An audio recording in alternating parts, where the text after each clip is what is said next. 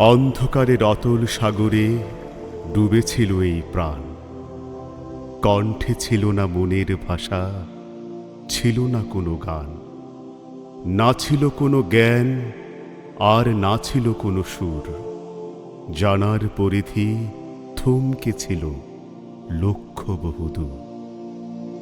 হঠাৎ এক প্রাদুর্ভূতে বদলে যায় ব্রহ্মাণ্ডের সব রং। ভেঙে চুরমাচুর সমস্ত অজ্ঞতার সং। শিক্ষার আলোয় ধুয়ে যায় মনের অন্ধকার যত। উদ্দীপ্ত হল লীন বিবেক রঞ্জিত কুসুমের মতো। অবদান, সে কি তুমি জানতে চাও? সে তো এক নারী। সুধী ভক্ত সজ্জন মণ্ডলী, ব্রহ্মা ও ঈশ্বরীর সমাহারে শ্রী শ্রী গৌর নিতাই সাংস্কৃতিক সংসদের এবারের ভাবনা ব্রহ্মেশ্বরী।